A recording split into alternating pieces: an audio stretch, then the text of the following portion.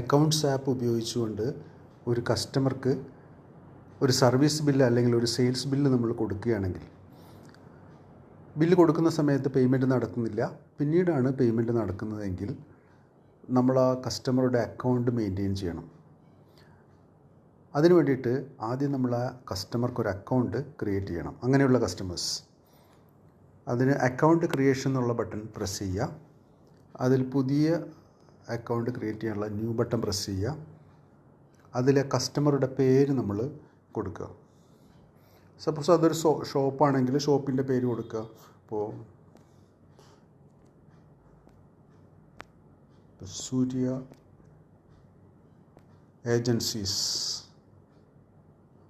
Agency എന്ന് പറയുന്ന ഒരു ഷോപ്പാണ്. അത് നമ്മുടെ ഒരു സൺട്രി ഡെപ്റ്ററാണ്. അപ്പോൾ സൺട്രി ഡെപ്റ്റർക്ക് ഒരു അഡ്രസ്സ് ഉണ്ടെങ്കിൽ അവിടെ അഡ്രസ്സ് കൊടുക്കണം. കാരണം ബില്ല് ചെയ്യുമ്പോൾ ബില്ലിൽ നമുക്കൊരു അഡ്രസ്സ് വരേണ്ടതുള്ളത് കൊണ്ട്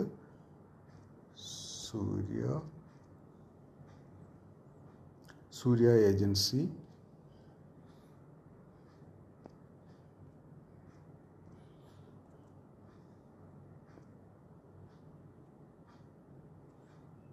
നടക്കാവ്.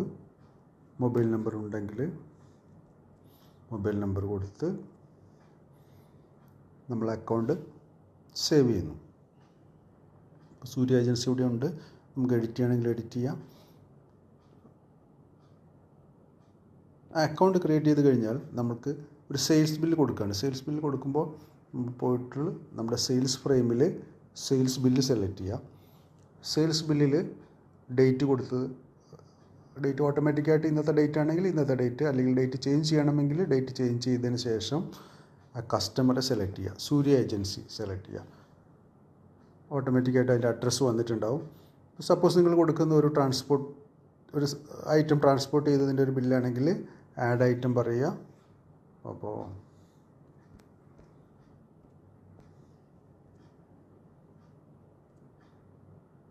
ട്രാൻസ്പോർട്ടേഷൻ ചാർജ് ആണെങ്കിൽ ചാർജസ് എമൗണ്ട് 850 ആണ്, ആഡ് ചെയ്യാം. അതിനുശേഷം സേവ് ചെയ്യാം. ബില്ല് സേവ് ആയിട്ടുണ്ട്. ബില്ല് എഡിറ്റ് ചെയ്യണമെങ്കിൽ എഡിറ്റ് ചെയ്യാം. പ്രിൻ്റ് ചെയ്യണമെങ്കിൽ PDF ബില്ല് പ്രിൻ്റ് ചെയ്യാം. ഈ ബില്ല് നമുക്ക് അവർക്ക് അയച്ചു കൊടുക്കാം. വാട്സപ്പിലോ എങ്ങനെയാണെന്ന് വെച്ചാൽ അയച്ചു കൊടുക്കാം. അപ്പോൾ ഈ ബില്ല് പ്രകാരം ഈ കസ്റ്റമറുടെ അക്കൗണ്ടിൽ അത്രയും പണം ബാലൻസ് കാണിക്കും. അതിന് നമ്മൾ ലെഡ്ജർ വ്യൂ എടുക്കുക. ലെഡ്ജർ വ്യൂവിൽ സൂര്യ ഏജൻസി സെലക്ട് ചെയ്യുക. ഷോ ലെഡ്ജർ പറയുക. അപ്പോൾ നമുക്ക് കാണാം 850 നമുക്ക് ഡെബിറ്റ് ബാലൻസ് അതിൻ്റെ അകത്ത് കാണാം. സപ്പോസ് ഈ പണം അവർ നമുക്ക് തരുന്നുണ്ട്. അപ്പോൾ ക്യാഷ് ആയിട്ടാണ് തരുന്നതെങ്കിൽ ക്യാഷ് റെസിപ്റ്റ് ആയിരിക്കണം. ഇനി ബാങ്ക് ആയിട്ടാണ് തരുന്നത്, ബാങ്കിലേക്കാണ്, അല്ലെങ്കിൽ ഗൂഗിൾ പേ വഴിയോ ഫോൺ പേ വഴിയോ അല്ലെങ്കിൽ അക്കൗണ്ട് ട്രാൻസ്ഫർ വഴിയോ ചെയ്യുകയാണെങ്കിൽ ബാങ്ക് റെസിപ്റ്റ് ആയിട്ടാണ് കൊടുക്കേണ്ടത്. ബാങ്ക് റെസിപ്റ്റ് ചെയ്യുക. അപ്പോൾ അതിൽ സൂര്യ ഏജൻസി സെലക്ട് ചെയ്യുക. ബാങ്ക് ഓൾറെഡി സെലക്റ്റഡ് ആണ്.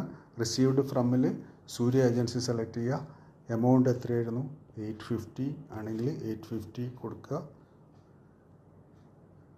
സേവ് ബട്ടൺ പ്രസ് ചെയ്യാം. സേവ് ചെയ്യാം.